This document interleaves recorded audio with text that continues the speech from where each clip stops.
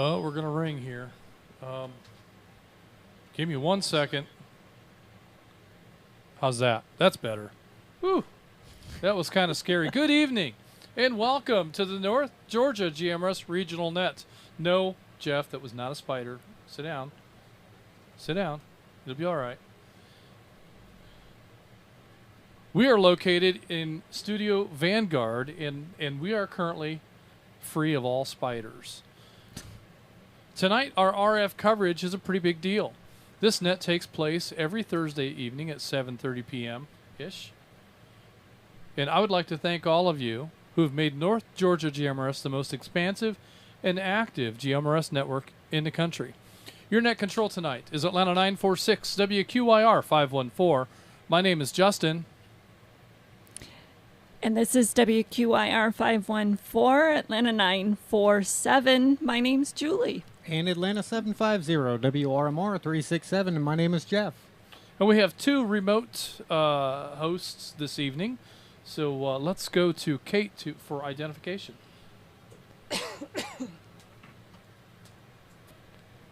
is WRMR 367, Atlanta 751, Kate, from high atop Mount Molesky in Studio C. All right, and also we have the blue salad guy, Mike. You want to come on ID? And this is WRWM 344, Blue Ridge 63 here in Salad Ridge. Excellent. On the net, you can talk about your day's activities, radio equipment, or anything you think we'd like to hear. This is a family-based network, so we encourage you to get your family involved. Guest check-ins are welcome from anyone with a valid FCC call sign. Once the floor is open, it is permissible to address other members of the net by their name or tactical unit number. Your FCC call sign is only required when you sign in or sign out of the net. Also, you can tune in to our YouTube channel and follow along, or even better yet, tune in the next day and watch your appearance on the network. You can hear how you sound to us right here in Studio Vanguard. Be sure to like and subscribe and leave a comment so we know that you're watching. These interactions mean the most to help our new channel grow. Tonight's topic is, what are we talking about tonight? Emergency power. Emergency power. So if you're checking in and you're utilizing emergency power, whether it be a handheld radio on batteries or a mobile in your car, a mobile base station set up running on battery power, or if you're got a whole house generator fired up and running for tonight, be sure to let us know when you check in. So with that, let's go to Kate and see if we can catch up on what's going on.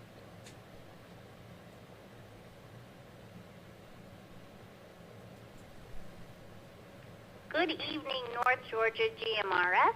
This is WRMR 367, Atlanta 751. Kate from high atop Mount Molesky, live in Studio C with this week's Catch Up with Kate, the latest NGGMRS sauce. Be sure to tune in Friday night for the Friday Night at 9 Simplex Challenge. This week it's roundtable time again. Topics will be your dream radio setup and tips for antenna building. All are welcome to attend, so join us for some interesting discussions.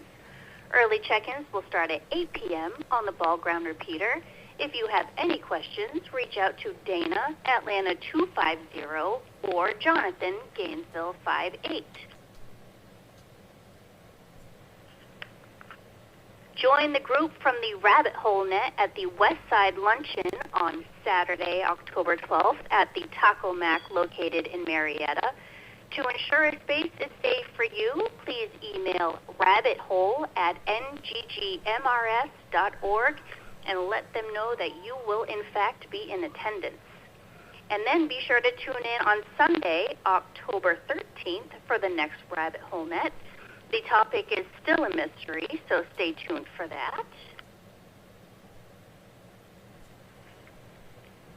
The Little Miss Radio Net is taking a break in October, so the next Little Miss Radio Net will be held on Monday, November 4th. The topic will be Thanksgiving, of course. Check-ins will start at 7:30 p.m., with the net starting at 8. If you have any questions, suggestions, or spicy announcements for us to catch up on, please send me a note at kate@NGGMRS.org, and please try to have them in by Tuesday at noon so we have time to prepare to get your announcement on the air. We are North Georgia GMRS Network. This is WRMR 367, Atlanta 751. My name is Kate, and now back to Net Control. All right. Well, thank you, Kate, for all the news and information for the week. Glad to have that update. So thanks again for that. So tonight's topic is, what is it, Julie? Emergency power. Do you have some tips for us tonight? I do. Go ahead. This is WQIR 514, Atlanta 947. My name is Julie, and I have this week's new user tips and operating procedure segment. You're going to put the pedal down? I've got the pedal down now. You want to take it off? No. Okay. You drive. This week, as we mentioned, we're going to talk about emergency power.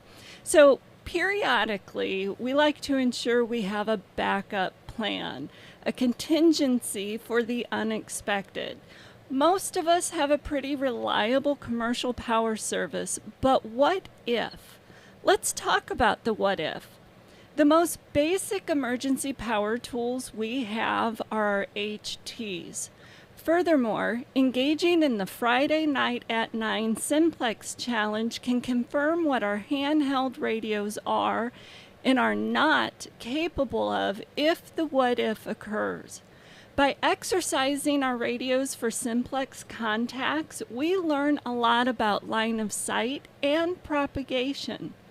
We learn how to get that extra bit by holding our radios properly and by remaining still while we transmit. All of these things can help us be better operators when using a repeater. This is one of our best tools if we encounter a power failure, especially if it turns out to be a long-term event. Another means of emergency power operation can be a mobile radio installed in a vehicle. Capable of more power and often with a better antenna, a vehicle-mounted radio can be a great alternative station when the power goes out.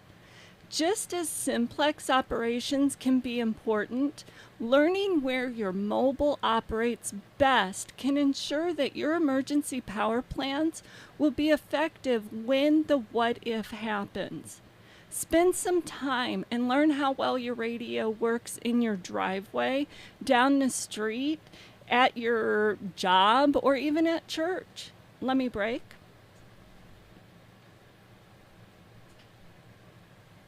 The next consideration for emergency power is battery backup on your base station. Most base stations are just mobile radios running off the power supply plugged into the wall. Adding a car battery is a simple way to get that station on the air when the plug is dead. However, there are some important things to consider. A conventional car battery can vent dangerous gases if it's overcharged. And typical power supplies are not designed to serve as battery chargers. Some commercial supplies are designed to charge a bank of batteries and fail over to them if the power goes out. These can be pretty expensive unless you score one at a hamfest. Sometimes you can use a battery in the garage or on a riding lawnmower or just pulling one out of the car. Simple. But have a plan, make sure you know what you're doing, and have all of the connectors and parts available before the what-if event. Another important consideration is that your radio will be able to receive for days, but transmit will need at least 12 volts. As the battery depletes, the radio's transmit performance will degrade. it might be important to have a solar option for recharging batteries. The best option for emergency power is a whole house generator with an automatic transfer switch. This can be an expensive option, but the best and safest way to ensure your essential devices will have power throughout the what-if event. Since the whole house is backed up, things like heating and air, lighting, TV, and refrigeration will be backed up as well. By far the most comfortable what-if scenario. These are just a few of the preferred practices of North Georgia GMRS members, and these procedures are how we become the best operators on the nation's largest, most advanced linked repeater network. And remember, if you have any questions or suggestions for new user tips and operating procedures, send me a note at julie@nggmrs.org. We are North Georgia GMRS Network, and this is WQIR 514, Atlanta 947. Good night, everyone. Well, good night, Julie, and thank you for those great tips. We had to take some editorial effort here, and we found that we can't use the SHTF moniker anymore. Because then I'll say it. So this was a much more this worked. family-friendly Absolutely. what-if scenario. I don't have to put money in a swearing jar. That's right. Yeah, So- I love it. Well, very good stuff. Well, thank you, Julie, and appreciate those tips. And I think at this time, it's time to resume check-ins. Now, we only had one Zello check-in at our first effort. That was 20 minutes late. So let's try Zello check-ins one more time. Anyone using the Voice over IP app, that would be on your telephone and not on your HT or your base station, but on your phone app. If you'd like to check in using Zello, please call Net Control now. All right. Good night. Thank you, baby. That mic is still in your camera. Oh, it is right there.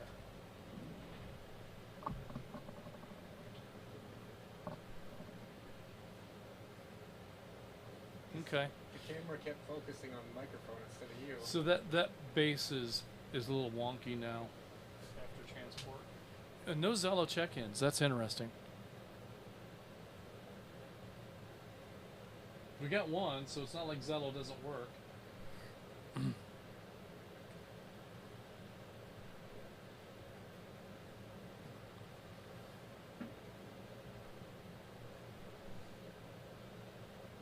This is Oh, here comes. WRX SIM 922 Gainesville 58 Jonathan from Oakwood. Checking in, checking out. This Here they come. is Atlanta 557 WRQ G806. Ed in Kennesaw checking in and out.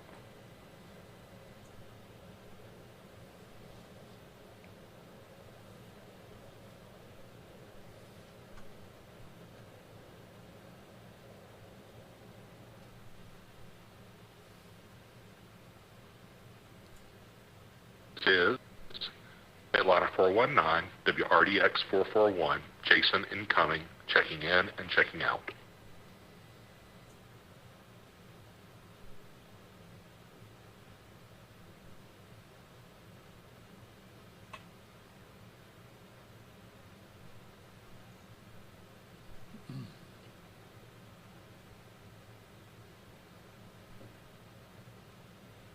All right.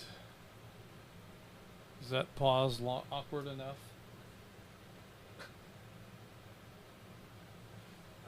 Yeah, and it looks like Mike's caught up with YouTube check-ins too. All right. Long, awkward pause there for an opportunity to defeat that PTT timeout that happens sometimes in Zello. But let's go ahead and acknowledge what we have. We have we have a bunch of let me get these YouTube check-ins knocked out. We've got WSEX 598 Glenn in Knoxville is a YouTube check-in tonight. We have WRZG 694 Rick, a guest from Marietta, checking in on YouTube. We have WSBZ 370 Hans in northwestern Wyoming checking in on YouTube. And we have Atlanta 894 Christopher in Snellville checking in on YouTube. And we also have Chattanooga 179 Brett checking in on YouTube. And for Zello check-ins, of course, earlier we heard Gainesville 417 William in Auburn is actually in with us tonight. But we also have in this last round Gainesville 58 Jonathan in Oakwood in and out. Atlanta 557 Ed in Kennesaw in and out. Atlanta 419 Jason incoming in and out. Those are the Zello check-ins that we have at this time. We're going to continue on with check-ins from any repeater anywhere. And I guess we'll come to this one here in just a minute. So anybody wishing to use a repeat, wishing to check in, let's hold off on the flagship check-ins for now. But any repeater other than flagship, please call net control. This is And she's on flagship, but I said any repeater. WROB 245 Atlanta 849 checking in with a 25-watt radio with a built-in battery. Pamela, WROB 245 Atlanta 849 in Duluth in.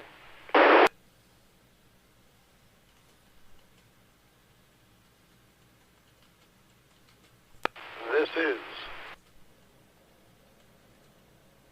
is WRWK 895 Atlanta 250 Dana in Dahlonega off the Jersey repeater. I'll be in and out, guys, but I'll be listening through the whole thing.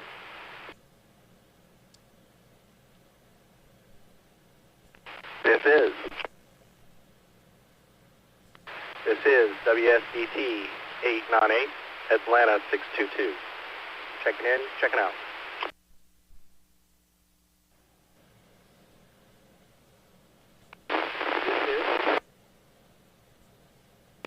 This is WRXB 256 Atlanta 305 James Indicator. Checking in, checking out. This WRYJ 838 Roosevelt 11. Checking in, checking out.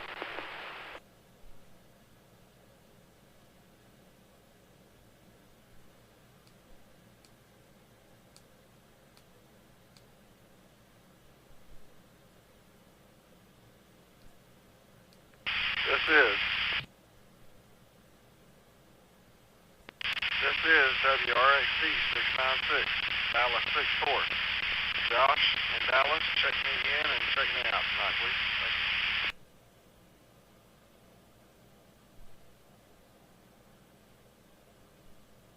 This is WRYU 411.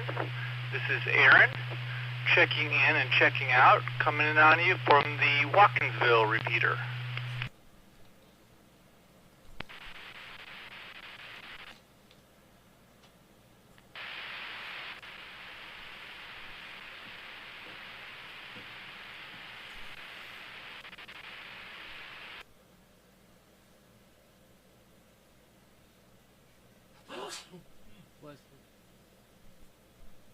This is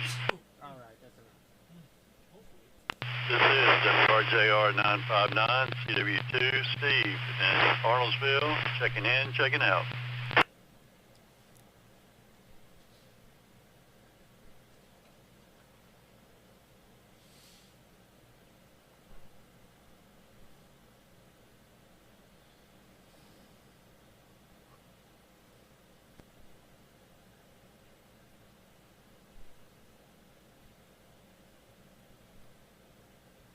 This is WSAM 623 Atlanta 104, checking in on the Jersey repeater. I'll be monitoring.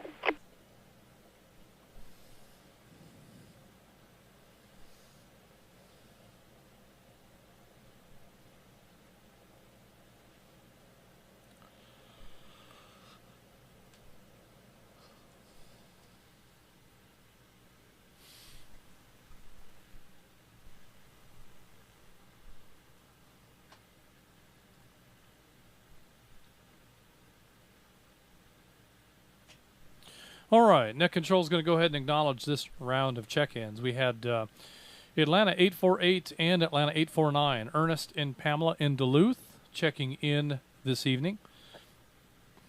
Also, we heard Atlanta 250, Dana in Dahlonega is in and out. Atlanta 622, Marvin in Covington is in and out. Atlanta 305, James in Atlanta in and out. Roosevelt 11, Bob in Kingston is in and out. Dallas 64, Josh in Dallas in and out. We have a guest check-in from WRYU 411. Aaron in Athens is in and out. CW2, Stephen in Arnoldsville, in and out. Atlanta 104, Brian in Social Circle is in with us this evening. Those are the check-ins we have at this time. We'll continue with check-ins from any repeater anywhere. And Pamela, you know, we were looking for the non-flagship check-ins, but I did kind of stutter and say any repeater anywhere. So you get a pass. But we'll go ahead and open it up to any repeater anywhere this time, including the flagship machine. Net Control standing by. This is A double. This is WSAM 231, Atlanta 102, Jim from Cumming, on the mighty flagship. is Gainesville 44, WRQB 762. Are we checking in and out? Thank you. This is Where's his sidekick? Atlanta 256, WRWM 256, Chuck in Dawsonville. I'll be in and out and listening tonight, guys. Get them spiders. This is? The spider got me at the barn. This is WRAT 241. There's the Atlanta sidekick. 403. Bobby, over here at the Vortex in Cleveland. I'll be in and out because I had enough of the emergency power over the weekend. So. This is WSCH 791. Steve from Baldwin, Georgia, on the Tacoma or the Lula repeater, checking in and out.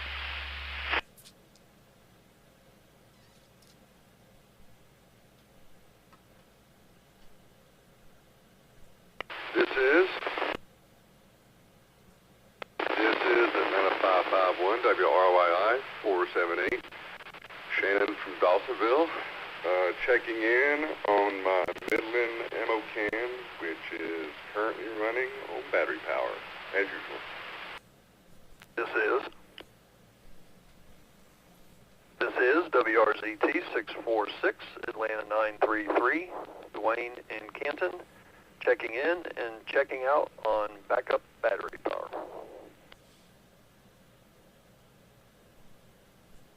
This is WSES 675, checking in from Roane County, Tennessee. Name's Josh.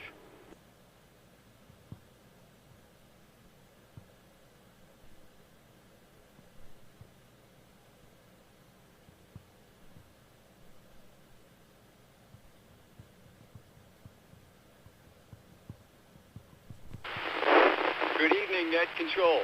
This is WRNW 488, Atlanta 532, Tom in Flowery Branch. I'll be checking in tonight.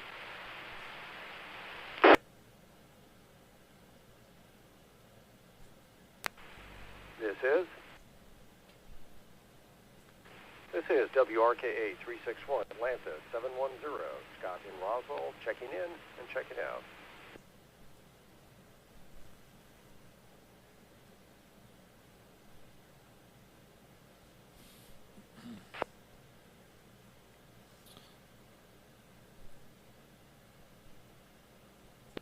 This is WQUV 439, Atlanta 780, Houston, Austell. Check me in and out, please, sir.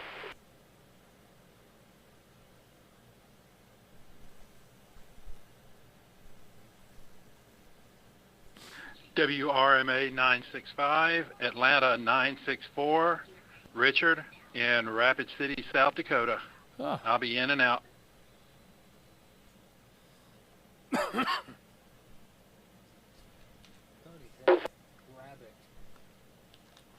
Rapid City, that's where my mom's. WRUF 788, Dallas 49, Doug in Hiram Mobile, in and out.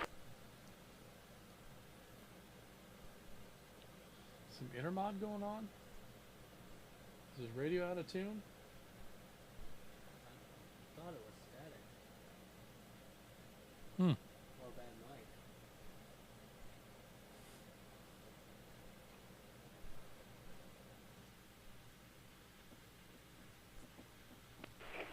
This is Unit 120, WRZL 542, Carmine, off the Noonan repeater in Fayetteville. Checking in.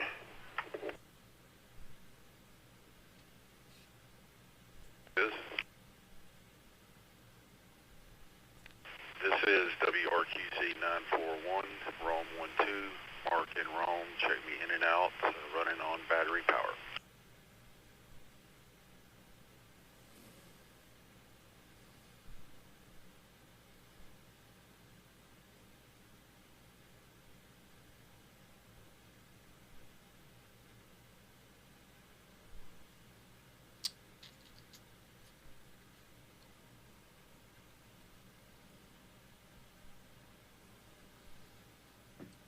I think you got it.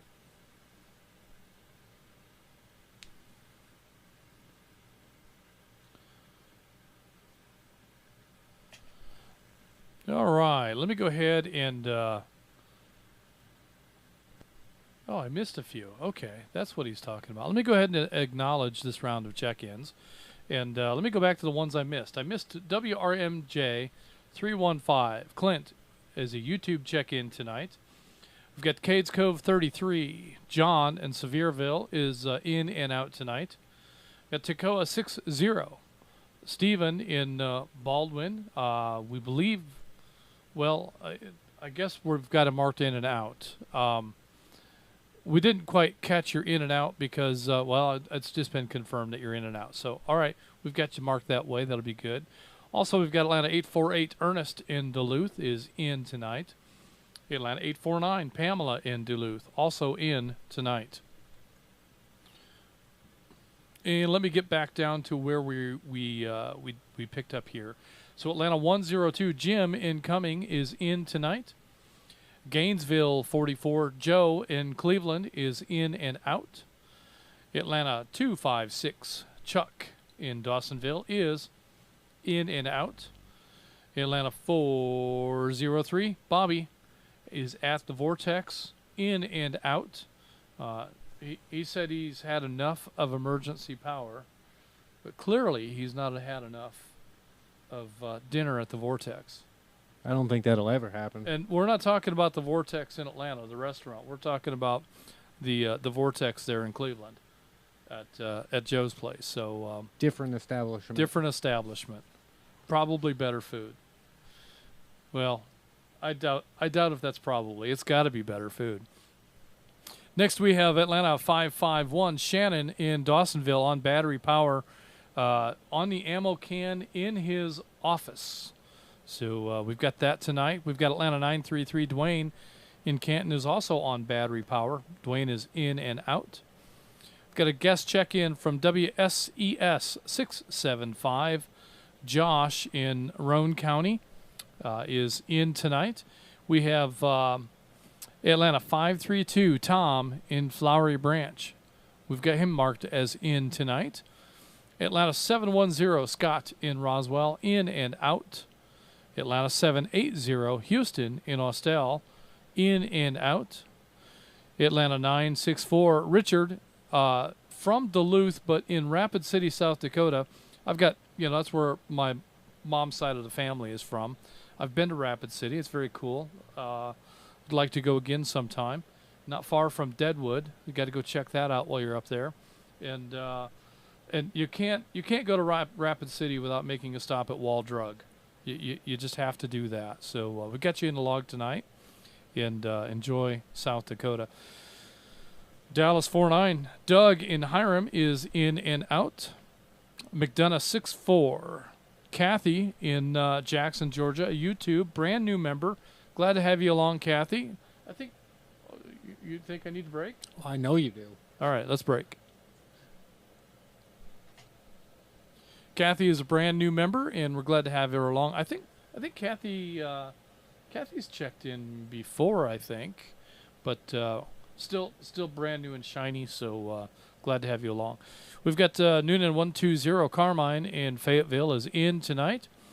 Rome 12 Mark in Rome is on battery power tonight, and we have Ocala 38 John is a YouTube check-in tonight. Glad to have all the YouTube check-ins, especially considering our absence from YouTube. So thanks, folks, for hanging out with us on YouTube tonight. Glad to have you along. That's our roster at this time. We're going to go ahead and get things started. There will be one more opportunity at the end of the program for any additional late check-ins. So stick around. If you didn't get checked in this time, there'll be one more chance, and we don't want to leave anybody behind if we can help it. So be sure and get yourself checked in toward the end. Last week, we planned on this topic for last week, but then the storm came in, and we all had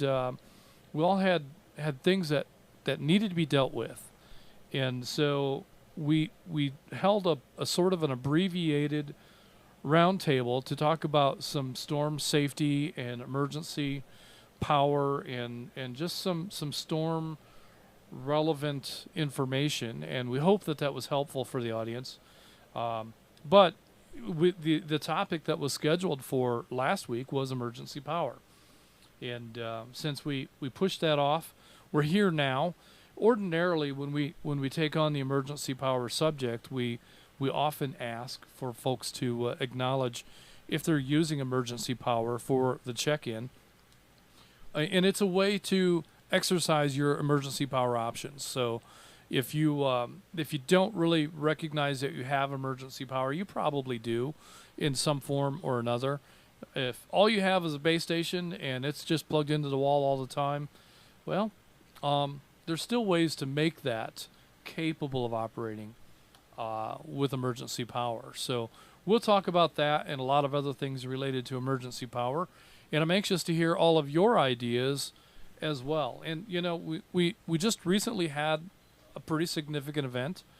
And some of us probably have, and I'm looking down the table here, some of us probably have some firsthand experience with emergency power, especially when you were missing the cord. Well, I got my backup generator working properly. What about the forward generator? That one was working. But the second generator that I had that quit on me last year, I got working again, which was very cheap insurance because then I didn't need either one of them. We never lost power in the storm. Oh, really? You didn't have We never lost power, not for 1 minute. So you spent all that time in the storm, fixing the generator for the storm, and we didn't need any of it. That's fantastic. Who needs a low oil pressure sensor anyway? Yeah, they're overrated. No, definitely they are.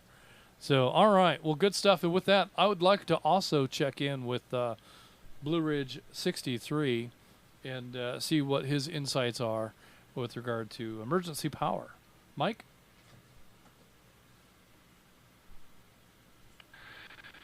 This is Blue Ridge 63, and before he goes to bed, Blue Ridge 63 and a half would like to say hello. Hello. Say hi to Justin and Jeff. Hi, Justin and Jeff.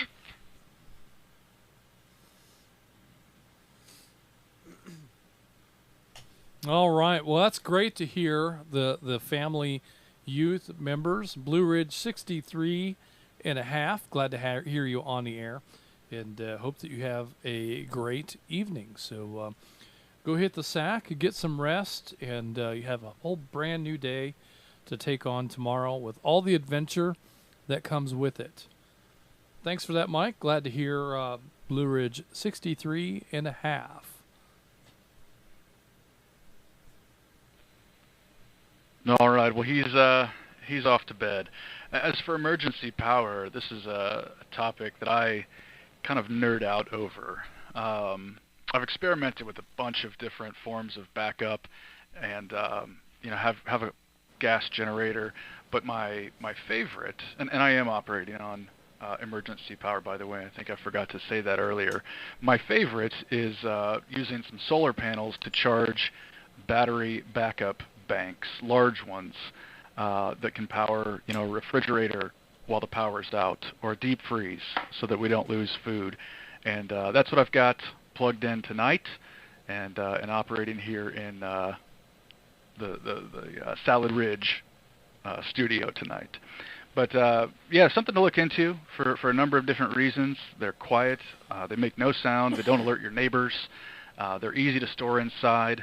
So in addition to not having the sound pollution, letting the neighbors know that you have battery or gas generators running, you can also run them inside and not have to worry about the fumes that regular gas generators put off. So if it's not something that you've looked into and you are looking for a backup solution, some solar panels and a battery bank might be worth checking into. That's what I'm operating on tonight. Back to you, Net Control.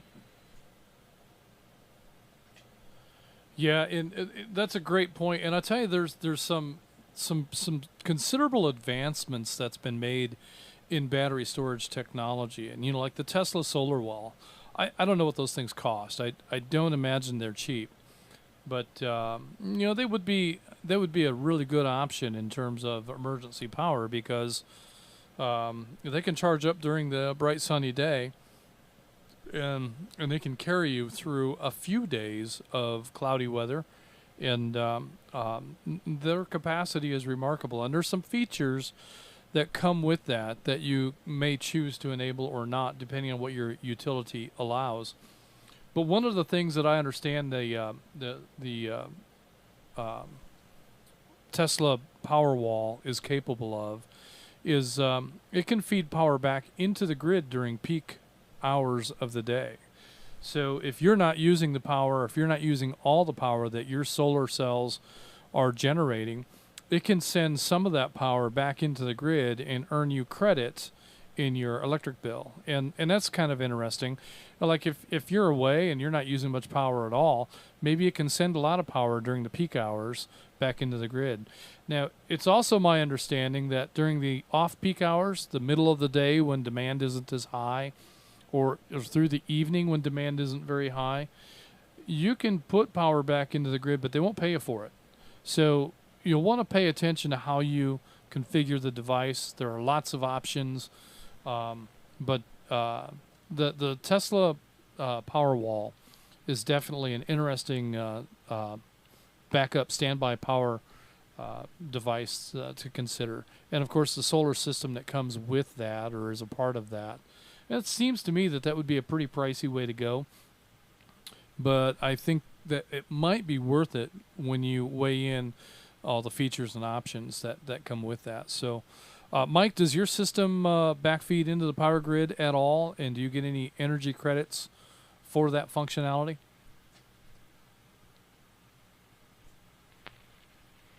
No, unfortunately not. The Tri-State Electric Co-op that I'm a part of up here does not do time of use, which is that metered usage based on the time of day and demand. And so the price that I pay per kilowatt hour is the same whether it's 4 in the afternoon or 4 in the morning. So I did not opt for a system that backfeeds into the grid. I think maybe it can do it. I think it can do it, but I did not go the Tesla Powerwall route. That's way too rich for my blood. Those are very pricey systems, as you said. Mine's more of an off-grid, grid-independent type of system that can feed either individual devices or feed into the electrical panel for a portion of the house. Very good. And as you mentioned, what some of the things that we don't really think about as being important, but are vitally so, refrigeration. Keeping our food preserved, and the freezer, the chest freezer, where we've got all of our, when you buy the half beef, you can't really afford to lose your freezer because a storm came through and your power went out for 3 days. Your chest freezer will keep everything frozen for a day, maybe 2. If you keep it closed, stay out of it, it'll probably be fine. But man, come day 3, you're probably not going to have frozen food in there anymore. And if you're in and out of it much at all, then forget about 3 days. That's just not going to happen. So backup power can take a lot of that stress and worry out of the equation, and is definitely something worth considering. So I recommend pursuing that as an option. So good stuff. Did you have anything to follow up with, Mike? Nope, that'll be it for me tonight. Looking forward to hearing what others are doing, and we had a number of people check in tonight on battery power or emergency power. I think Kai's coming up here in a minute, and I saw a picture on the Facebook page of his whole setup with solar panels out in the field the other day. So looking forward to hearing what others are doing. Back to you, Net Control. All right, thank you very much. And with that, we're going to move on to Gainesville 417. Kai, you'll be coming up here soon. William in Auburn's usually in and out, but he's in tonight. William, what do you have for us related to emergency power? Yeah, this is James 417 WRER 451. Yeah, I thought I'd surprise you tonight to check in. This time I'm not on emergency power, but I do have a gas generator that I can use for emergency power. And I'm thinking about looking into a solar type generator. And I was just wondering if anybody has those or a good brand to get, or I don't really hadn't researched it that much. And that's all I got to say. Well, I'll tell you, if that's something that you've been thinking about, this is a great net to pay attention to. We'll come back to Mike here in a little bit and ask him about what brands of equipment are part of his system. But as Mike had mentioned, we know that Kai has a solar system, and I don't know what he has for battery storage or what he has for inverters. But let's check in with McDonough 45 and let Kai explain it to us himself.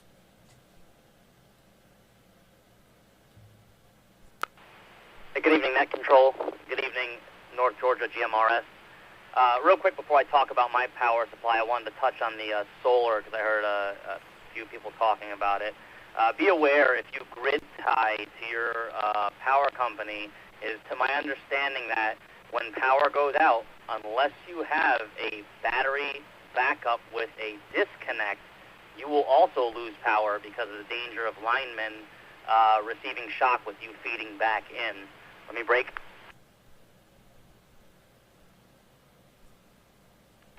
Real quick with my setup, right now I am running on a 100 amp hour lithium iron phosphate battery at about 13.8 volts. I'm pulling roughly about 6 amps through it. This is charged by solar. The ground mount system is a 600 watt series parallel system. It runs into about 400 amp hours of LiFePO 4 battery. It provides all the power I need for deep freezers. I can draw down about 100 amps if I wanted to out of them at a time. No issues. Let me break. And yeah, it's been up running for close to probably 3 years now, and I've produced about 1 megawatt of energy. To put that into perspective, you can power a city for about a month with that much power storage. So that's really all I got. If anybody's got any questions, just let me know. Back to Net Control. This is McDonough 45, WSAI 254. That's very interesting. And that's just the kind of a solar plant that you want to have, something that's capable of generating usable electricity to keep your important appliances running. So you want to keep things running like your chest freezer and your refrigerator, but you probably also need to be able to make coffee. You might need to be able to microwave your frozen burritos. And there may be some other important appliances and or radios that you need to be able to power should the commercial power fail for any length of time. So, and you know, we do have lots of expertise within the group, firsthand experience. So don't be afraid to ask folks, call them out during the day or whenever you find them on the air, and just start a conversation and learn what they know. So good stuff. Let's continue on with McDonough 22. Tim in Stockbridge. Tim, do you have any comments for emergency power tonight?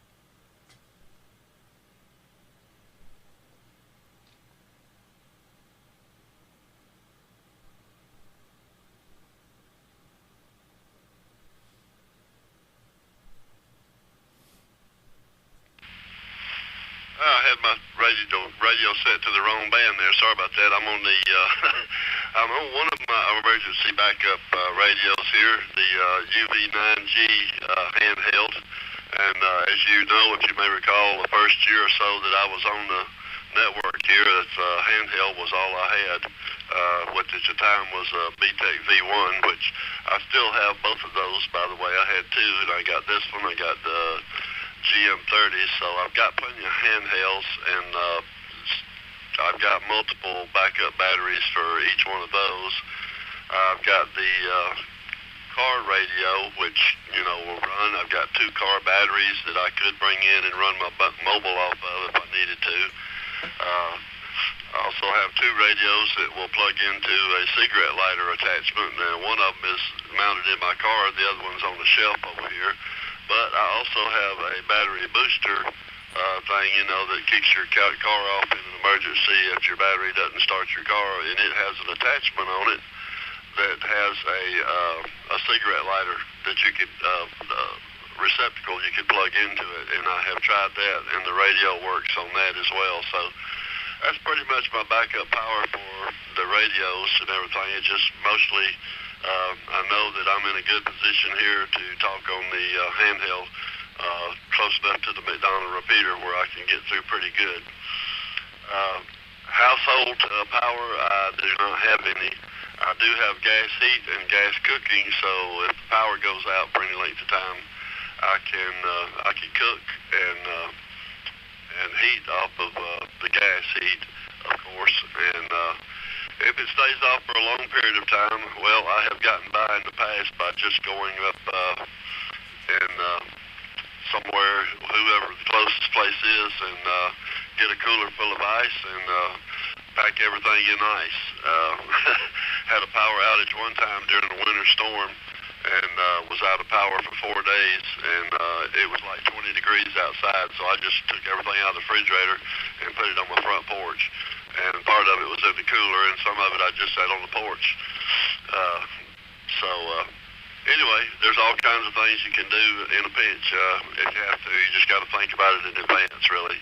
So I guess that's it for me. I'll throw it back to net control. All right. Yes, that's a good thing to think of is, you know, having the communications tools and a way to maintain communications if the power goes out.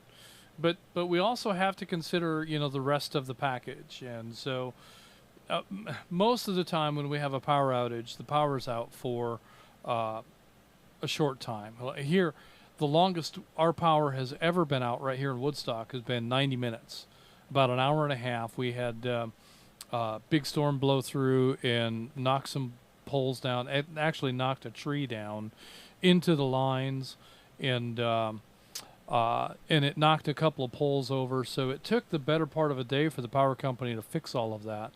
But before they got too far into fixing that, they actually set up a truck just down here on the corner, and they disconnected the part of the street that needed to have the heavy repair. And they turned our power back on. So we only had about 90 minutes of outage, while our neighbors had probably 8 or 9 hours of outage. But at the same time, the power company did everything they could to keep that outage to a minimum for as many customers as possible. But you know, that was a very small storm compared to what just blew through here. And in light of that, it's not the 90-minute outages that we need to be prepared for. That's easy. And if you're talking about a 90-minute outage, if you're talking about 90 minutes of not having a radio or not having radio coverage, that's no big deal. We should be okay to be able to bridge that gap and not have our cell phones, not have our radios, not have our creature comforts for a period of time like that. It's the bigger events and the bigger outages that some people experienced, and some people are still experiencing from this last event that came through. And then, you know, we also have to be mindful of the fact that there's still activity brewing in the Gulf. We might not be out of the woods.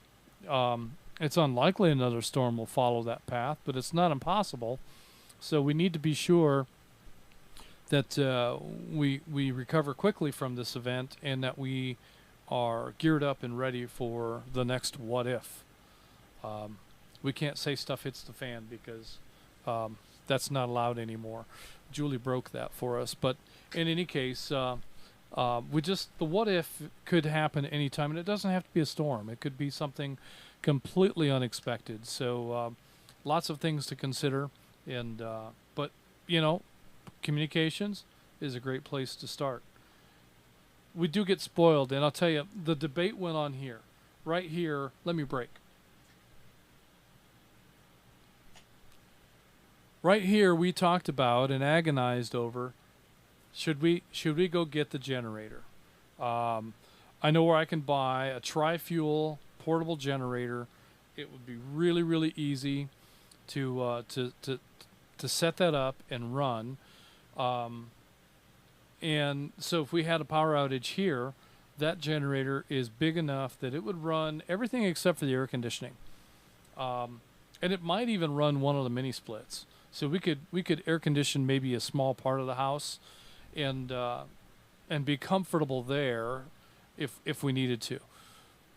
We chose not to buy it because, like I said, our longest outage has been 90 minutes. But in hindsight, maybe that was the wrong call, because if we're looking at 2 or 3 weeks of power being out, that's going to be a different animal and a lot tougher to bridge that gap. So well, I got 2 now. Yeah. And you might need them. I mean, who knows? And if we have a storm that severe, we might not be able to come up and get it. So it's hard to say what you know. We dodged a bullet with this storm. The worst of it went away from our immediate area, but our neighbors in the Carolinas, not so lucky. So and even folks in Tennessee. That's right. There's plenty of Tennessee folks that got hit hard too. So even that storm even went up to Indiana, southern Indiana, and it dumped a lot of rain up there, but I think it was out of water by the time it got up there compared to what it did in Carolinas and Tennessee. So I saw some numbers, and I can't remember what they are, but one of the numbers was that I think it was 40 trillion gallons of water that would fill something like 60 million Olympic-sized swimming pools, or cover the entire state of North Carolina in 3.5 feet of water. That's a lot of water. That's an unimaginable amount of water. So, wow. All right, Tim. Well, you've got your radio and communications bases covered, but it sounds like you've got some room for improvement in backup power for the rest of the household and the appliances and especially, you know, the refrigerator and freezer. That's probably the next thing that you should look at. With that, let's keep on keeping on. We have Atlanta 848 Ernest in Duluth. Ernest, do you have any comments for emergency power?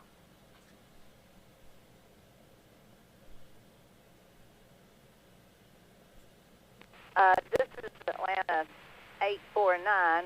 848 is otherwise occupied. Will I do? Sure. Should we show 848 as in and out? Please do. All right, Pamela. Well, then we'll move right on to Atlanta 849, and we'll see if you have any comments for emergency power on tonight's net. Okay, well, 848 gave me some information he wrote down, and I have a 25-watt radio with the built-in battery backup, which we will be adding another exterior battery backup. Also, it does have an earplug with it. Also has exterior speaker, and does it have a flashlight?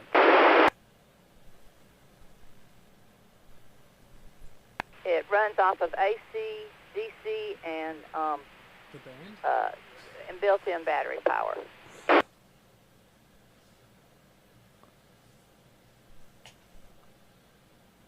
Well, you know, and we talked with Shannon.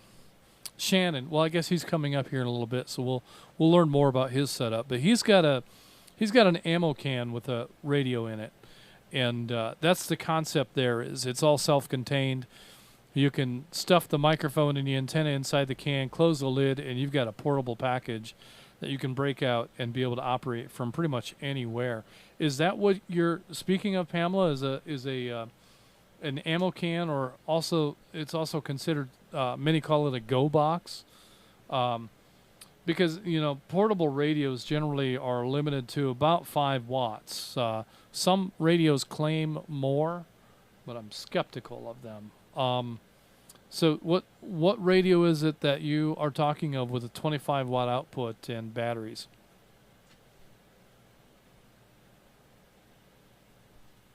It's the Leakson, and it does have a self-contained box, and it also has a Comet antenna on it.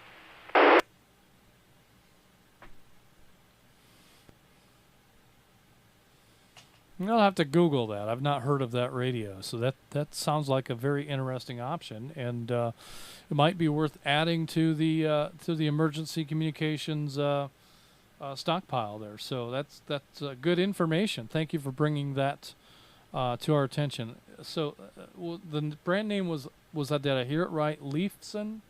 Was that? Could you spell that, please?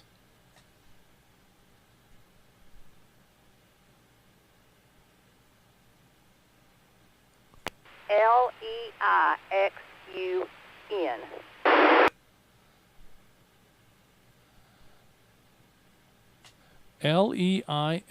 Leixun. Okay, that's a brand new one for me. I'll have to Google that and become better informed. And I would imagine there's folks listening right now that would like to know more about that radio too. So thanks for bringing that up and bringing that to our attention. That's good information. Did you have any other comments?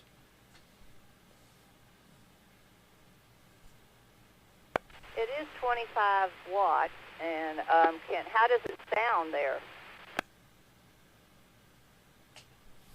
Well, it sounds just fine. It might be just a little bit low on audio, but it's not bad. It's very clear. You got a clean carrier into the repeater, and so very little noise, and it's good audio. It's just maybe a touch low. Jeff, do you think her audio is low? Maybe just a hair, but not much. Not a lot. No. Yeah. So overall, I'd count that as good. Okay, well, I'll just get closer to the microphone because I'm so used to not having to be right on top of the microphone. I wasn't sure, but I'm actually sitting on a stool at the end of our driveway with this radio, and I wasn't sure how long it was going to last because we don't have an exterior extra backup battery on it yet. Oh, well, very good. Well, getting closer to the microphone brought your level up, and your radio remained very clear. So something just to keep in mind when you're operating that radio, you might want a little closer to the microphone. But overall, the radio sounds very good. So good purchase there, and appreciate you bringing that to light. So we've got a note for those of you on YouTube. We've got a note in the comments section next to Pamela's check-in. It's actually on here. We're spelling it with Leixen. I believe Pamela said it was Leixun. So if you're having trouble Googling it, try changing the spelling. But we'll check that out. And once again, thanks, Pamela. Next on our list, we have Atlanta 104. Brian in Social Circle is in with us tonight. Brian, do you have any comments for emergency power for the net tonight? Atlanta 104. I'm taking in some good information this evening, so I am all ears, and the storm has really opened my eyes to radio, so I'm absorbing the information this evening. Well, that's a good thing. And I tell you, this storm was an eye-opener. You know, we really, it's not surprising when a hurricane does a lot of damage on coastal areas, coastal cities. But I don't know that I've ever been so close to a tornado that has done so much inland damage as this storm has. And what a wake-up call that is, because, you know, had that thing just made a little bit of a turn, we could be facing those kind of flood conditions and those kind of scenarios. I saw a short video on YouTube, and it was an area that had flooded, and it was I guess maybe a commercial industrial area alongside of the river. And it looked like probably there was maybe a gas company there and maybe an electric utility company there. In the video, I could see big spools, you know, the big steel spools with a plastic pipe on it, and a lot of pieces of straight yellow pipe. The plastic tubing was yellow, the straight pipe was yellow. So that makes me think it was probably gas, so a gas utility. Anyway, these pieces of pipe and these spools of pipe were all wadded up and bunched up with a bunch of logs and just mashed up into the trees along the riverbank. All that material looks like it had been wiped up out of these material yards next to the utility yard and just wiped into the woods. And it looked like there was nothing loose was going to be there. It was going to be gone.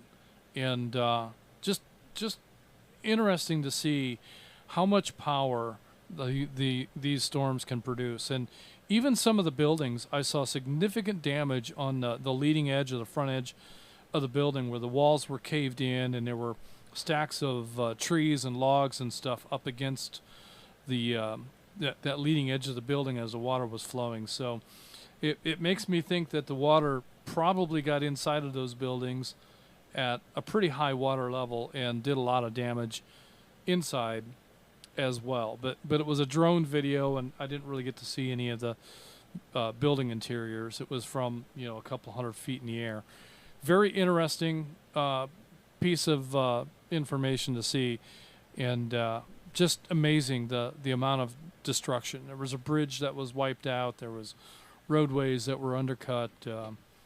And just off in the distance, you could see a rail line that looked like it had been untouched.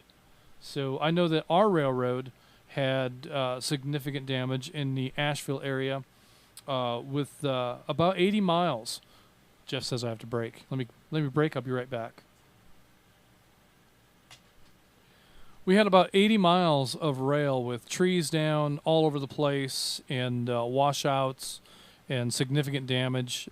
We still don't have that line back to full operation yet. So lots of cleanup to do there.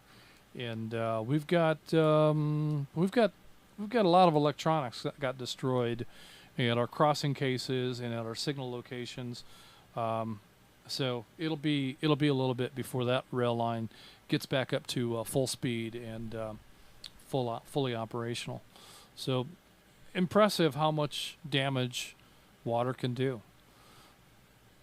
All right, let's see, where am I at? I've lost track of where I'm at. Oh, there I am. I'm looking for Atlanta 102, Jim, incoming. Jim, do you have any comments for the net and anything related to emergency power?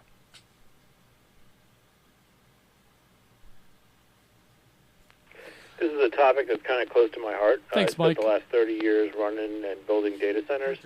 Atlanta 102 and I built one time that was partially powered by solar panels. But what I want to talk about tonight is if you have a generator and you have it running in a couple years, you might not have a generator. Mm-hmm. These carburetors are very sensitive to the kind of fuel that we have, and even if you get the really pure stuff without ethanol, if you don't run that thing 4 or 5 times a year, you may not have it when you need it. Let me break.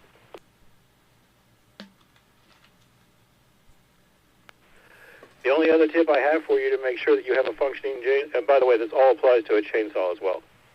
When you do your test runs, use very little fuel and let it run completely out. That will ensure that you don't leave behind things that will gel up, and then whenever you need it, you don't have it. So that's the 2 takeaways for somebody who spent his life making sure that things don't fail. Make sure you test this equipment, run it dry before you put it away. With that, back to you, Net Control, and what a great topic for the evening. Very good. Yes, and last week when we were on the air, we were encouraging people to go out and get their equipment, test your generator before the storm to be sure that that it would be operational. And Jeff took that to light. In fact, he didn't even show up for the net because he was busy testing his generator. Well, that one was actually repairing, not testing. I knew it was broken, but I was determined to fix it. So he had a backup generator, and then he had a forward generator. So he was he had all of his power directions covered. But never lost power. Well, I mean, that's the way it goes, right? If the more prepared you are, the less preparation you need. Well, yeah. And I think that's one of those universal truths, because the more prepared you are, when something happens and you're prepared for it, it's not that big a deal. But if something happens and you don't have the resources on hand to deal with whatever that problem is, then you go from having a problem to having a crisis to, to having maybe even an emergency. So one of the things that the rabbit hole folks were talking about, just at preparedness in general, is to make sure that your medical needs are addressed. So if you rely on a medical device, you want to make sure that you have a way of powering that device for however many days your power may be out. And maybe that device will run on 12 volts. Maybe it won't. Maybe you need to get a generator. Maybe you need to get an inverter so you can plug it in and be able to operate it from your car.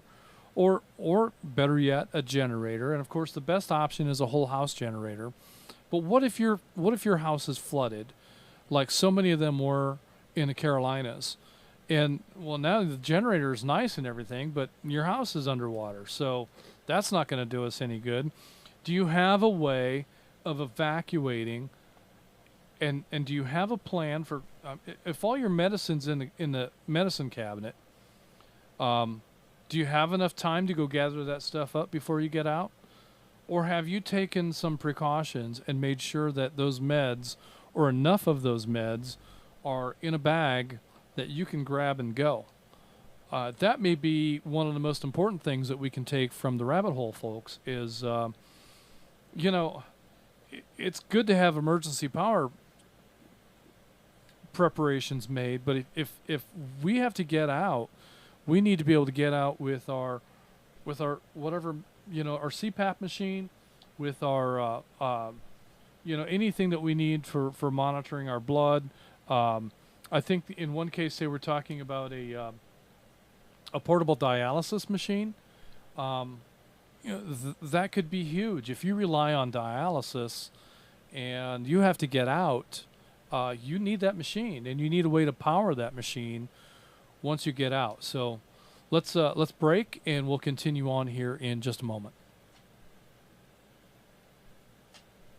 So very good stuff. Thanks for bringing that to light, Jim, and we'll definitely have to take that into consideration. Next on our list, we have Atlanta 551 Shannon in Dawsonville. Shannon is currently on battery power. Shannon, do you have any comments for the net?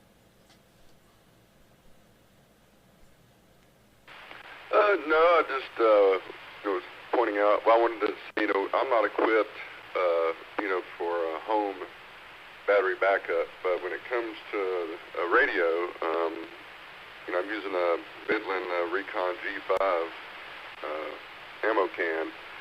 And, besides it powering a 50-watt radio for a few days, it's got a 128 watt-hour lithium iron phosphate battery bank in it. And I've actually used it to jump off one of my vehicles. It's got a 3-amp USB output, so obviously I could charge all types of small devices. It's even got an auxiliary power output for anytime you're going to use an Anderson power pole connector. And I've got a 40-watt solar panel to charge it, and also I've got a 100-watt inverter for my vehicle. So I have a lot of different ways of keeping it charged, and it's a pretty powerful battery bank. Besides just using it for a radio.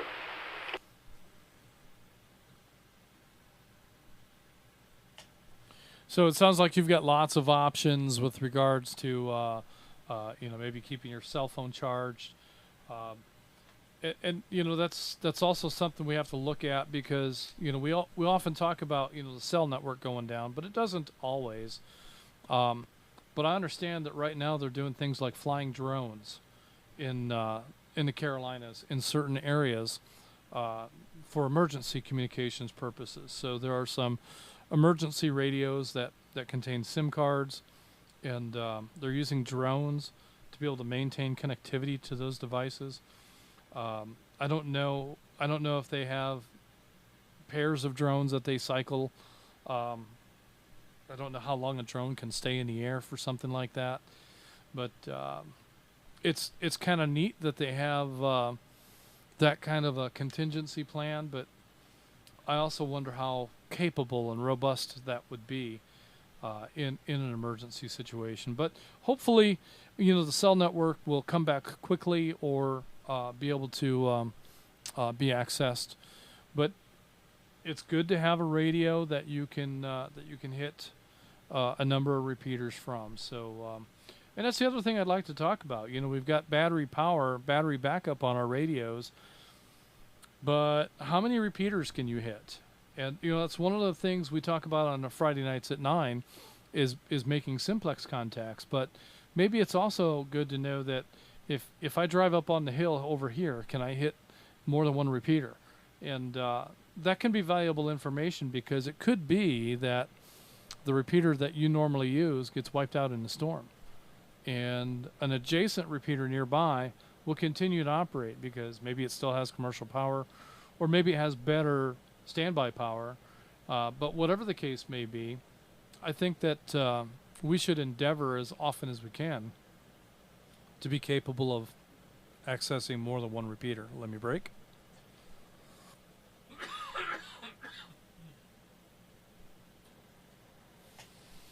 So good stuff, Shannon, and the radio is a great start, but as we've mentioned before, I think it's also important that we take into consideration other things around the house that might need power, and at least have a plan of what you'll do if we need to keep power on the refrigerator or the freezer. Maybe the plan is that you cook all the food. And if you've got gas, you don't need electricity to cook. Let me break again. Maybe that's the plan, is you just cook all the food, and once it's cooked, share it with the neighbors or whatever, just to get it, to keep it from losing it and having it go to waste. One thing that I've heard, and this is very important, Jeff, you probably don't have any bacon in the house, but you need to get some. You got to get a package of bacon, just stick it in the freezer, maybe 2 packages, and the next time a storm like this comes up, cook up all the bacon ahead of the storm. All right. If it were me, I would cook up the bacon and I would eat some. But I understand you might not eat any bacon. That's okay. You don't have to eat it. But I would eat some. What you got to do is you got to take some of that cooked bacon and stuff it in your pockets, because if things get really bad, you might really want that protein. But then if things get really, really bad, the search dogs will find you first. The search dogs will find you. Yeah. So, and you want the search dogs to find you. So cook up the bacon before the storm. All right, Shanna, thanks for that. Let's move on. Next, we have a guest check-in from Josh, WSES 675 in Roane County. Josh, do you have any comments for the net tonight?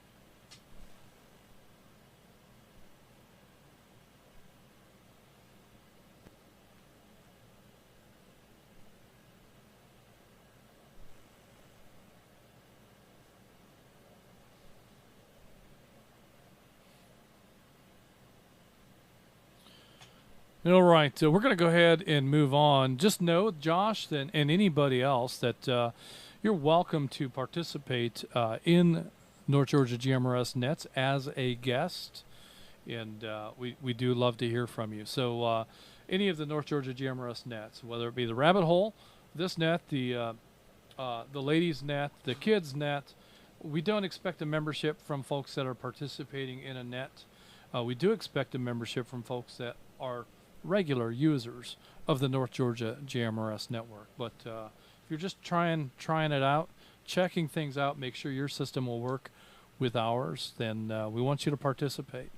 With that, I'm going to move on to Atlanta 532. Tom in Flowery Branch. Tom, do you have any comments for the net tonight?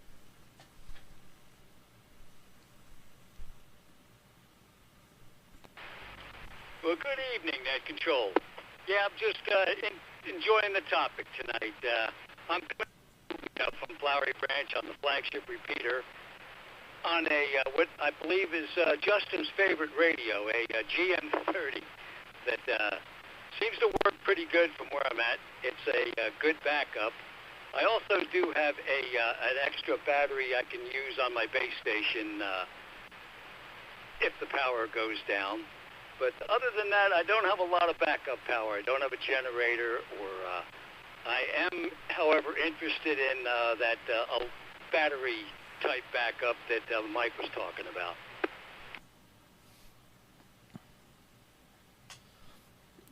Yeah, definitely, and that, I think, is a great option, especially if it's one that you can use to power an appliance like a refrigerator or a freezer.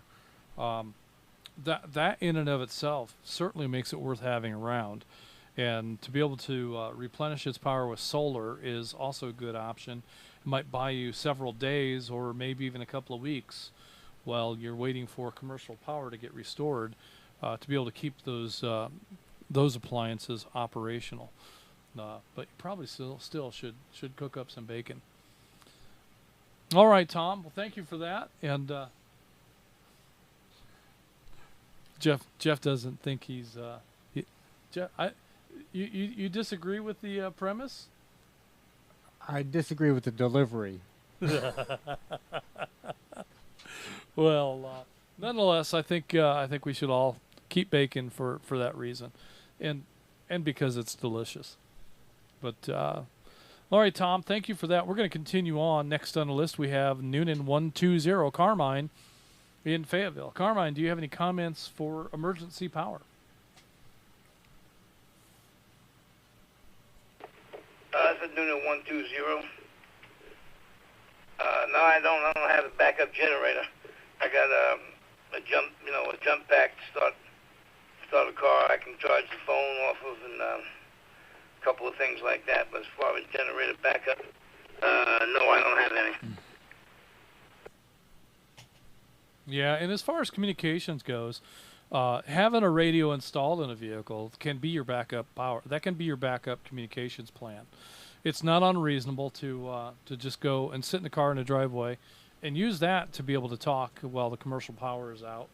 And I don't really recommend driving around and consuming the fuel, because if we have a disaster kind of a situation, that consumed fuel may become a very valuable resource. So you're going to be careful about that.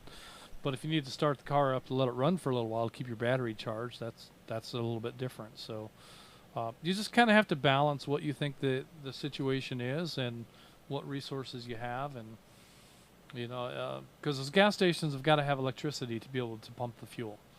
Just because they've got it in the storage tanks doesn't mean they can get it to you. And if the power is out, that can be an issue.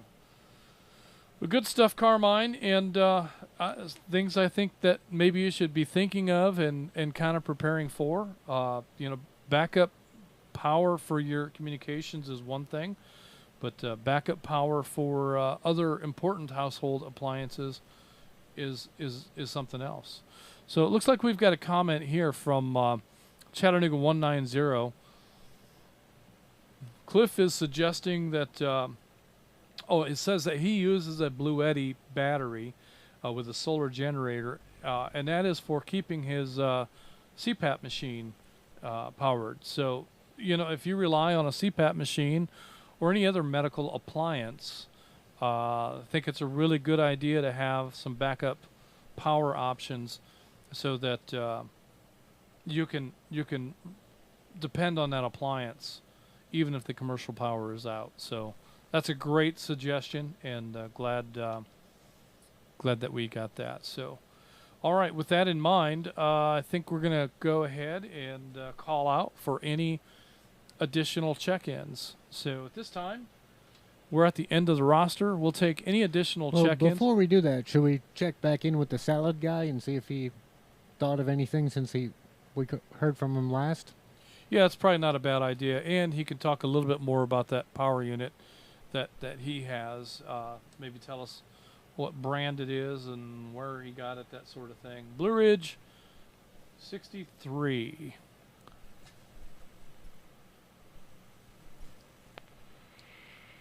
Yeah, good evening, guys. I heard a few questions. The brand that I use is a company called EcoFlow, ECOFLOW. It's readily available online. They often run sales. And the price on these machines is coming down from what it was several years ago. You'll see them often referred to as solar generators. I don't know if I like that sort of nomenclature, because it's not the device that's generating anything. Solar panels or grid power or a gas generator is what's actually generating the power. These devices are just large battery banks with inverters in them. And so when you're looking for one of those, they make small-sized devices that are 8 pounds or so, that have a handle on them that you can carry around, and those are enough to power small devices, even up to a refrigerator, for a short period of time. Maybe like the 90-minute power outage that Justin was talking about.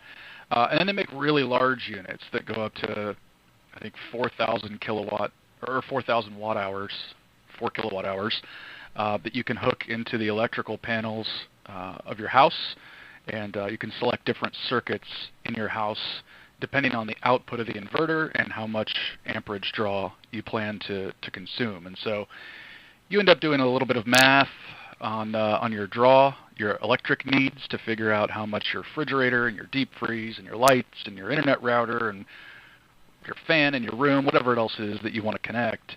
And that's how you can figure out what sized inverter you need on one of these devices. And then the battery storage capacity, do a little bit more math, will tell you how long approximately you can run those devices. And so you can size a system accordingly. You can spend a couple $100. You can spend north of $20,000, to do a whole home setup that'll go for several days or longer. And then you got to add solar panels to that. But yeah, that's a little bit of my journey. I don't have the biggest system in the world, but I've got enough to go for a little while, for maybe a day right now without recharging, and then you add solar power, whatever I'm able to get, if the skies allow for it. Might keep me going a little bit longer, and if the skies don't allow for it, then I can plug in a gas generator, good old gas generator to the rescue. So yeah, hopefully that answers some of the questions. Well, and I think that's the best approach, So you've got the solar generator, aka battery bank, that can give you power for a period of time. You've got some solar options to help recharge that. But if you have a series of cloudy days and you can't get the solar recharge that you're banking on, you can fire up the gas generator to help bridge that gap. Well, I think there's something to be said about the way Mike's got his options laid out too, which I didn't hear anybody mention this, that just for the sake of sleeping at night, that battery bank will run perfectly quiet to let everybody sleep, and then in the morning you can fire up the gas generator again, run the house, and recharge your battery bank, but you still get a good night's sleep without hearing the generator run all night. Well, and that can be a security issue too. So if you're in an area where you've got widespread power outages and you've got a generator running making all kinds of racket, then all your neighbors know that you've got power over there, and some may not appreciate it, or some may covet what you have and decide that they're going to take what you have. So that's probably not an issue in a first day or two of a power outage, but you get into the second and third week of a power outage, and people may decide what you have is something that they need to have, and they may try to forcefully take that. So if you can run on solar and keep that noise to a minimum, maybe you can keep that attention and that interest away as well, and enhance your security in a grid down situation. So that's also a great thing to think about. And Mike's got those bases covered. Mike, do you have any follow-up?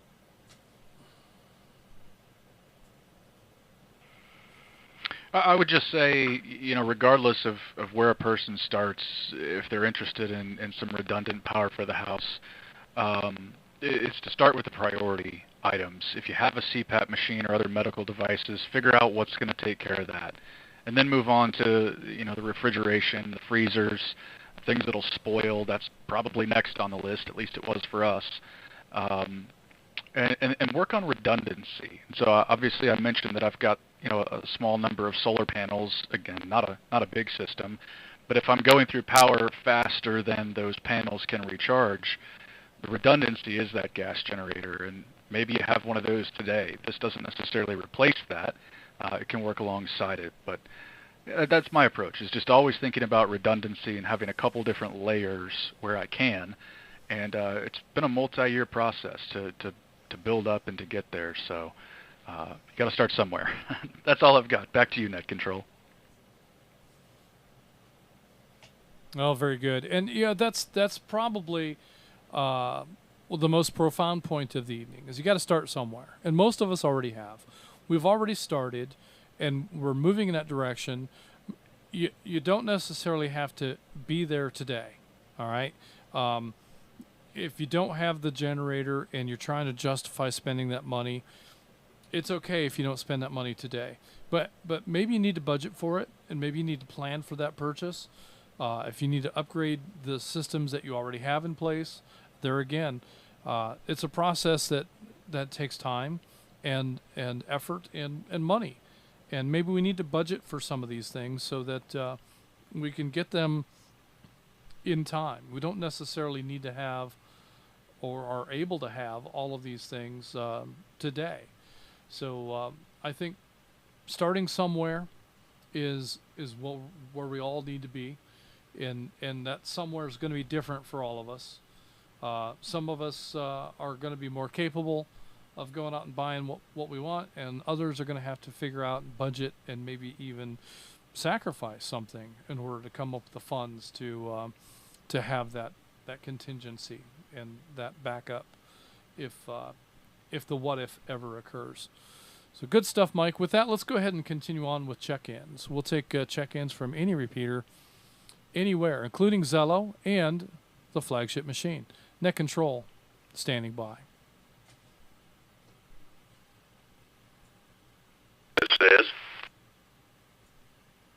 This is WRXH 279 Chattanooga 118 checking in.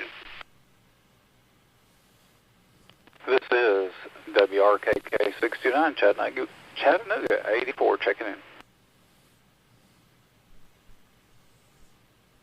This is WRNG 358 Dallas 290. Isaac.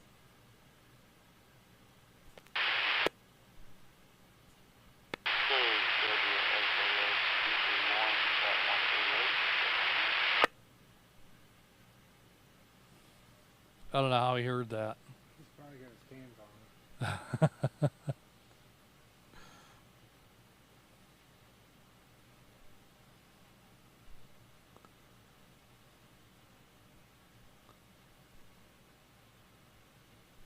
Are we going to get any Zello check-ins, I wonder?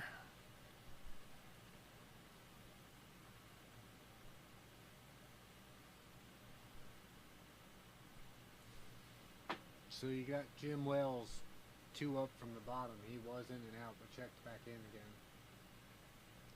Okay.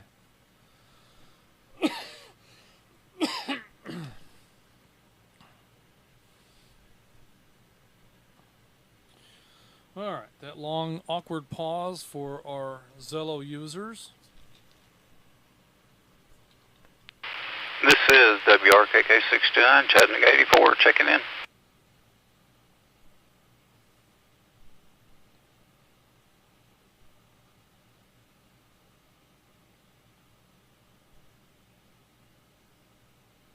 Mike made it easy for you. Bumped him back to the bottom.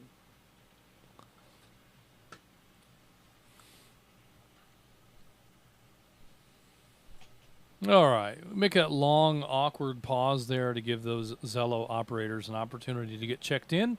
But I think that was pretty long and awkward, so let me go ahead and acknowledge what we have. We've got a couple of YouTube check-ins that haven't been acknowledged yet. We've got WRYQ727, Miko from New York is a YouTube check-in tonight.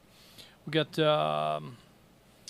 Rome 27, Terry in Menlo is a YouTube check-in tonight. Chattanooga 190, Cliff. We already got a comment from Cliff. Oh no, that's I'm a little confused, but maybe I've already acknowledged some of these. We've got Cliff as a YouTube check-in tonight. We've got Atlanta 263 Rogers from Dunwoody is a YouTube check-in tonight, and Rome 36 Jeff. Silver Creek area is a YouTube check-in tonight. Also, we heard in this last round of check-ins, Chattanooga 118, Stewart in East Ridge in tonight. Dallas 290, Isaac in Dallas.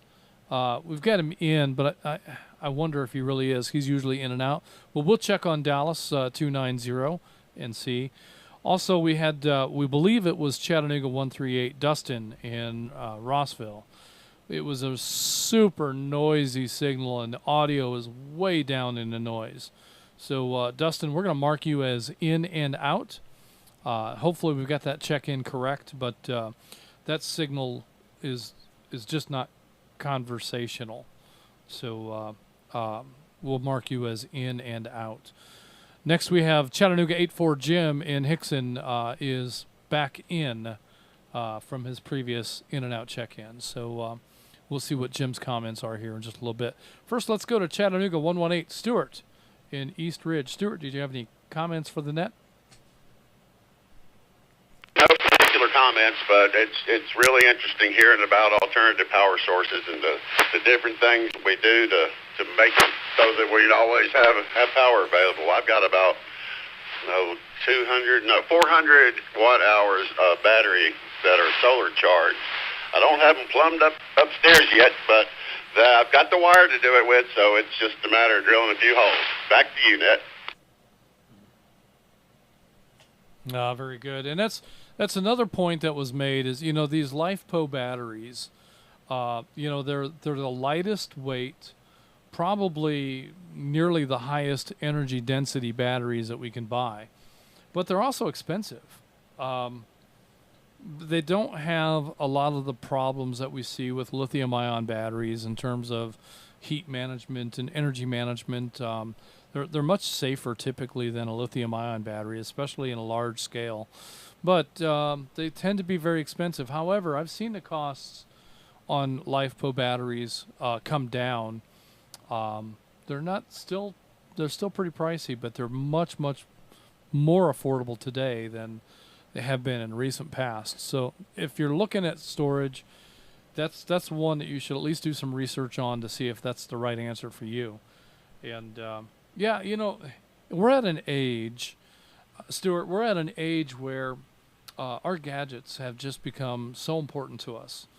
And making sure that we have power for those tools is also important. And even if it's just to bridge a short outage, those might be the worst because, you know, who wants to sit in dark waiting for the TV to come back on?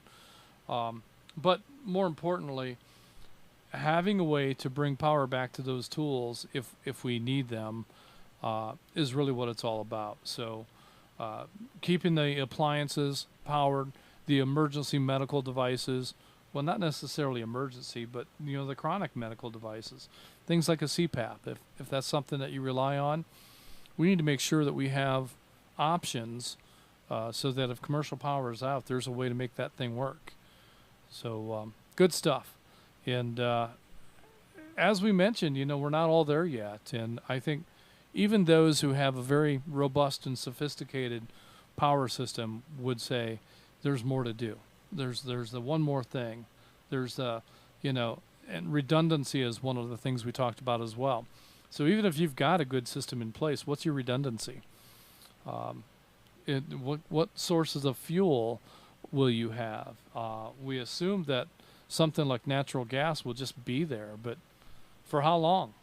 A few days certainly, but how long will it be there if we're truly in a grid down situation? How much dependency can we put on natural gas, and how much LP can we store? Those are also things that we have to consider. Gasoline is a difficult thing to store because if it's not used while it's still fresh, it can be problematic as well. So good points. Thanks for joining in tonight, Stuart. Next on the list we have Dallas 290 Isaac in Dallas. Nice and loud into that microphone, Isaac. Sometimes the noise is a little bit hard on your signal, but if you've got any comments for the net, go ahead.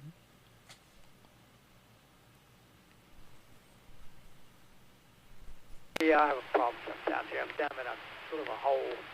Yeah, I have batteries and a generator. That's about all I have now, and maybe go to solar as soon as I can, but it takes time, and I just haven't done all that yet, but I'm going to. So anyway, I kind of got a little taste of it. The hurricane, I guess you kind of learned a few things out of that. So yeah, that's all I got to say, but thank you for calling on me, and have a great evening, everybody.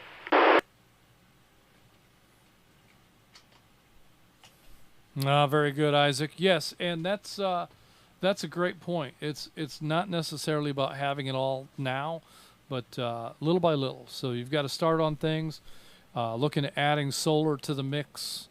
Solar is one of those things that I've really always been pretty skeptical about. I've always felt like the amount of energy that you can get out of a solar panel versus what they cost is not a very good balance. But I think they're getting better. Well, there also is a life expectancy to a solar panel. They don't last forever. Well, I've had some solar panels that have lasted a good long while, but they're not in constant production. They're not in the sun all the time. Right. So, I've got some gadgets that run on solar, and I've got one that's pretty old, and I had it out just a few days ago, curious as to whether it would still work, and it does. But when that solar panel is laying in the sunlight every day, there's a lot of energy that they're dealing with beyond just converting some of that to electricity, because solar panels have an efficiency rating that is far less than 100%.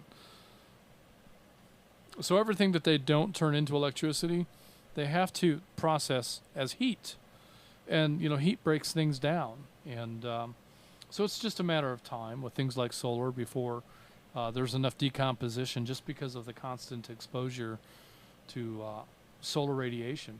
They're probably not going to last forever. So good stuff, Isaac, and thanks for bringing that to us.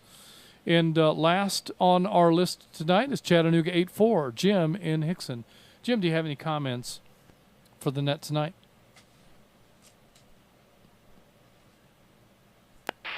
Oh, good evening, gentlemen, and everybody on the net.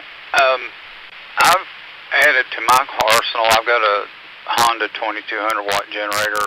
It's enough to keep things going, radios and stuff. I got a portable solar panel, 100 watt, that folds out in 4 sections, and it's got a bunch of different connections for hooking it up to different devices to charge them, laptops, cell phones, stuff like that. And I also got a couple of buck converters that I use to, I can use on 12 volts to go down to 5, or the higher volts to go down to 12.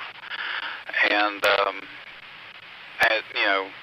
and I do have some regular solar panels, but I'm, talking about just to really quick get things going. And I got a 12-volt laptop, and I think that was about it. I was not sure I heard anybody talk about having a 12-volt laptop or maybe some of the other stuff I said. I didn't catch all of that, so that's what I wanted to throw out there.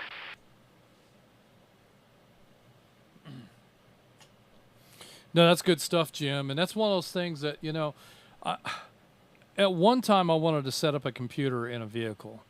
And I wanted to power it from the vehicle. And it just seemed crazy to me to have to use an inverter to power a PC in a vehicle when the power supply on a PC is converting everything back to DC at 12 volts or 5 volts or 3.3 volts. And, why can't you just get a power supply that would take the 12 volts DC from a vehicle and regulate it to the 12 volts DC that a computer power supply needs to make, and regulate that also down to 5 volts?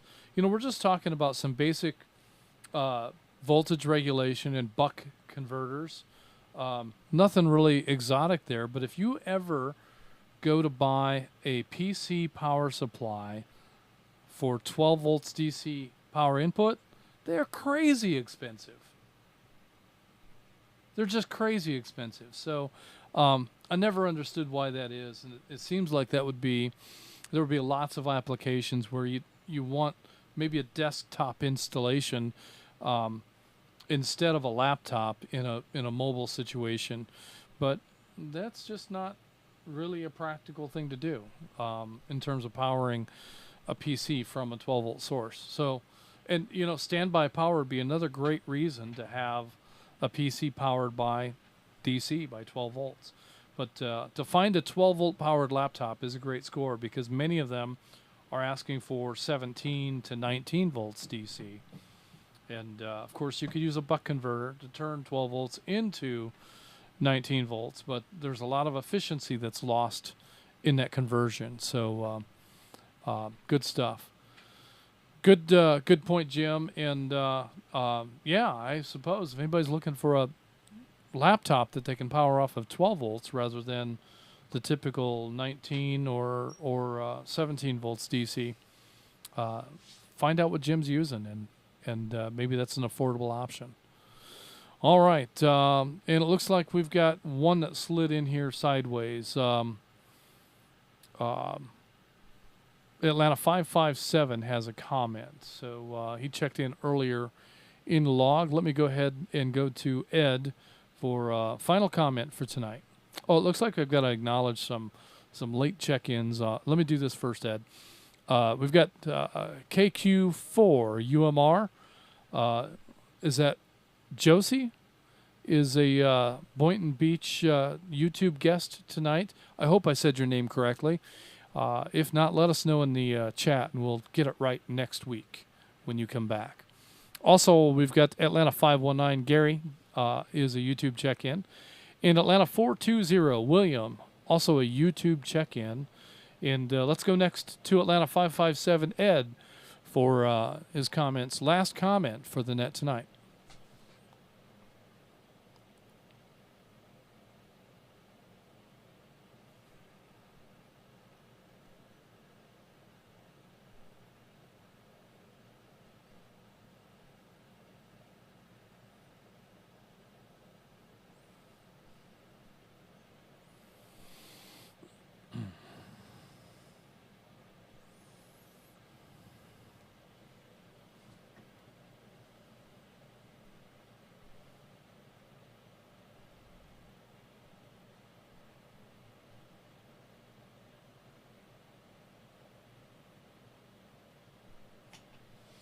All right. I think Ed was using Zello, so there might have been some delay. I wanted to wait a little while before I jumped back in here, but we're going to call it right here.